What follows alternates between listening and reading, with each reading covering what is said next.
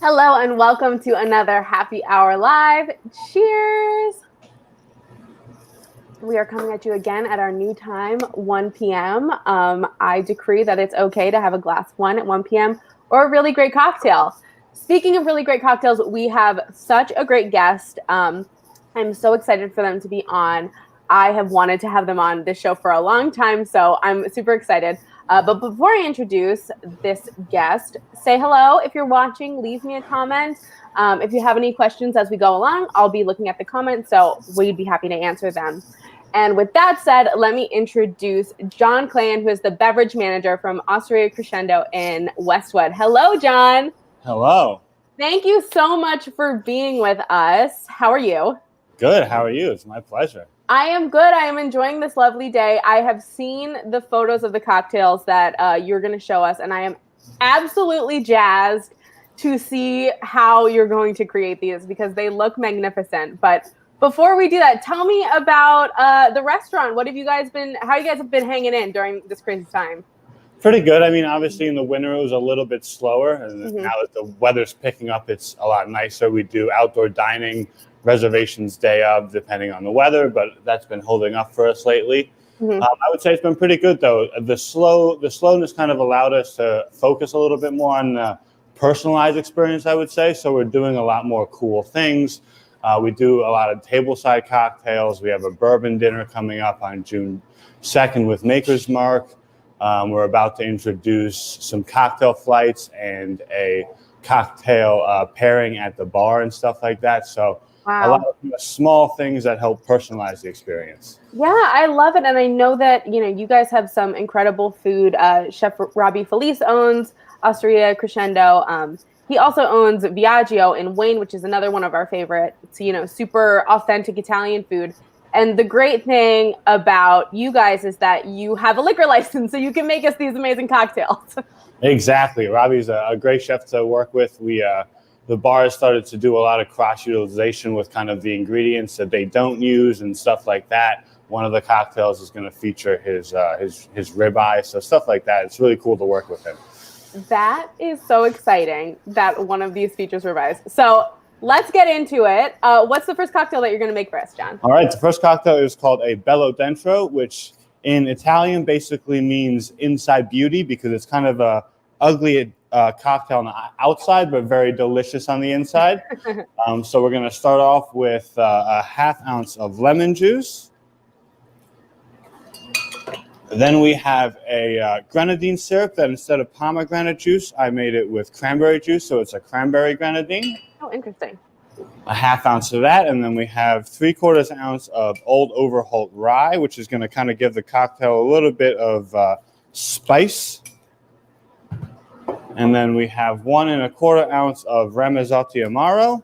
This is going to be kind of a viscous but smooth Amaro, not super bitter, a little bit syrupy, so it kind of melds all the flavors together.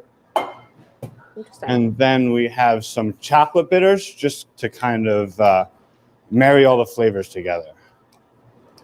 Again, I would never, I know we talked about this before, but I would just never think to put all of these together. So it's so fascinating to see these cocktails come from your mind. This cocktail is a variation of a type of Manhattan called a scofflaw, which basically adds lemon juice and grenadine. So I kind of switched up the ratios a little bit and then added my own twist to it.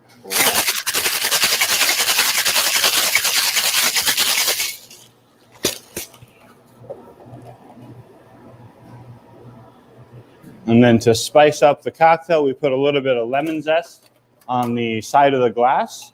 How do you do that? How do you stick that to the side? Is it just in like simple syrup? It's pretty easy actually because the lemon zest has a lot of oil in it. So if you just kind of stick it to the glass, normally it'll stay. We chill all of our glasses, so the cold kind of helps bind it to the glass. Cool. I would have never thought to do that. And then we use a clear cube. Now, normally I would buy big ice and cut it myself, but because of COVID, we tried to utilize a lot of small businesses. So there's a company in South Jersey called Clear Cut Ice, and they deliver all of my small cubes and my big cubes. Oh, wow.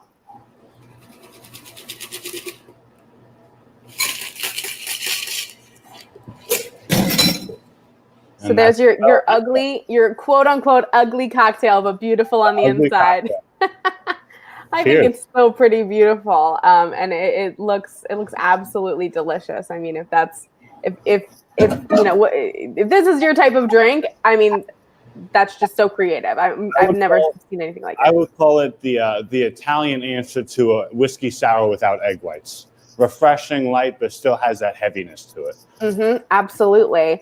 Awesome. So let's move on to the next drink. What's the next one that you're going to make for us? The next one is going to be a play on a mojito. This is called All Mint Everything. One thing I do is I try to save ingredients for as long as I can. So we use clarified lime juice, 3/4 ounce of that. Clarified lime juice is basically when you mix lime juice, water, and a binding agent called agar-agar. You freeze it and then you let it thaw. And what happens is all the pulp gets drawn out and you're left with very clear lime juice. And it normally stays good for about 3 times as long as regular juice would. Wow. And then we have some mint simple syrup. Instead of muddled mint, I always like to make mint syrup just because mint can bruise very easily. So I make a simple syrup and then I roll mint back and forth until I get the desired flavor. Oh, wow. And then we have 1 ounce of Breckenridge gin. So we have some gin in this mojito take as opposed to the rum. This is going to be what we call a split base. So gotcha. Instead of 2 ounces, I take 1 ounce of rum or 1 ounce of gin. And then we have agua cachaça. Cachaça is, I would say, a Brazilian rum. So it's a Brazilian liqueur that's made from fermented sugarcane juice. Instead of making rum from raw sugar, if you make it from the juice, it tends to be a lot lighter and funkier. So this is going to almost have a funky, smoky kind of feel to it. Oh, how cool. Mix it up with some ice. About 30 rotations in the mixing glass. Gin and rum are 2 of my favorites, and I love a mojito. So I think next time I stop by, this is the one that I'm gonna have to get. Absolutely. a lot of bartenders have started playing with split bases as long as they're the same color. So gin and mezcal, gin and rum and mezcal, stuff like that. Yeah, I think that's a great way for people who are making, cocktails at home, a great way to mix things up, and absolutely add a little bit of funk to it. As long as the liquors complement each other, it's pretty easy, and you can always adjust how much of one you want. Right. And then we have a clear long cube that I also get from the same company. Amazing. Because I stir it and I use clarified lime, it's not going to have really any color, which I think is pretty cool. It's kind of like basically a clear mojito. And then we top it with Fever Tree ginger beer instead of soda. I like to use Fever Tree products. Their ginger beer especially is pretty spicy and very good. Nice. And you can find it in most stores. And then I top it with a mint sprig and a lime wheel.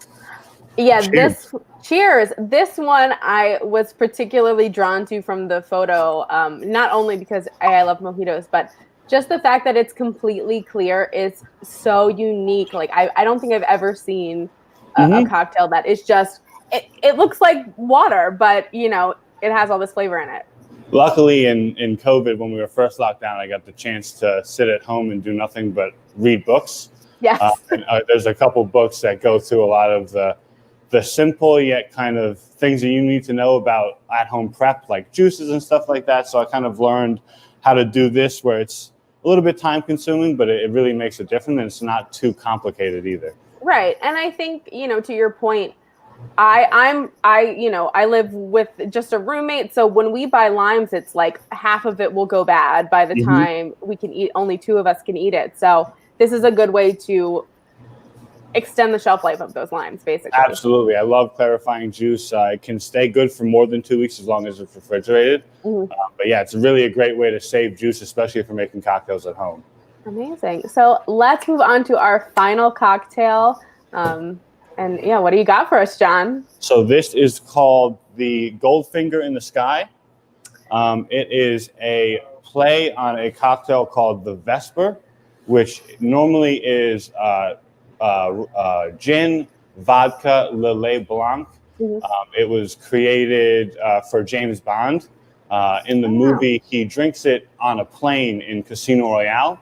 And so we did a play on that, and then we added gold, so we kind of named it after that, and Goldfinger, which is one of the nemesis of James Bond. I'm a big James Bond fan myself, so it's kind of my naming. But so we start off with 3/4 ounce of plantation 3-star rum. However, what I've done is I've taken the leftover fat scraps from the dry aged ribeyes that Robbie does. So we do 95-day, anywhere from 45-day to 95-day dry aged ribeyes, and when he cuts them down, he gives me the fat, and I liquefy it, combine it with the alcohol, and I freeze it. What that does is, because the alcohol doesn't freeze, it draws out all the texture and the flavor of whatever fat that you're using. You'll see olive oil and coconut oil used a lot in a lot of other restaurants, but we use the dry aged ribeye fat, and then you're basically left with the frozen fat and the alcohol. So you just strain that out, and it gives the rum a really nice kind of funky mesquite flavor. That is so smart. And again, another thing to do, I feel like we're getting a lesson on food waste. Like, it's another thing to do with your scraps to amp up your cocktails. With COVID, I think we've tried to be a lot more sustainable. Everything's a lot more expensive. Absolutely. We have a lot more time to kind of put the effort into making it sustainable and things like that. Right. Then silver lining of all this is that we're getting really good cocktails from it. Then we have 1.5 ounces of Pisco, which is a Peruvian brandy that's made from fermented grape juice. You can find it both made in Chile and Peru, but I prefer the Peruvian. And then we have a 1/4 ounce of rosé vermouth from Starlino. This, I would say, has the taste of a dry vermouth, but with some grapefruit flavor to it. Gotcha. And then we have 1/2 ounce of Saint Germain, which we call the bartender's ketchup, because if you're missing an ingredient, it's very easy to just put this in, and it kind of helps everything go together. I love Saint Germain. And then we have a little sprinkle of gold luster dust. It's 24 karat gold dust. Wow. You can find it on Amazon. I got this little thing for like $20, so it's very, very affordable. Wow. I wouldn't have thought that. That's amazing. You know, I feel like that's one of those little tricks that you can have. Buy yourself a $20 bottle and then mix your gold into your cocktail, and people are just going to be blown away. Exactly. And the nice part is the gold doesn't really change the texture or the flavor. So you don't need to really worry about ruining the drink by adding it. Right. And it looks like a little bit goes a long way. You know, just a little bit will really give it that. Yeah, a very little shimmering sprinkle. We just kind of use the knob of a spoon. It already looks so. And then I have a little lemon zest in the glass to brighten it up. This one we would pour tableside, because the gold kind of adds a really nice color and also dances in the glass. Yes. Oh my gosh, look at that. That one. Okay, so I'm going to have to start with the everything mint and then end with the Goldfinger, I think, because absolutely, that's just too pretty. You can't this not order that. This is going to be more like what we would say a dirty martini, but with a lot of smoothness. It's smooth. It's not sweet, a little bit funky. Someone that doesn't like sweet drinks or that likes a little bit of sweetness in their drinks would both like this. Gotcha. It's a crowd pleaser, and I love that it's based on James Bond. That's such a cool backstory that you're able to incorporate in your mixology. I always learn whenever I'm creating a drink name to always have some kind of story behind it. You always want to have a reason for naming a drink a drink.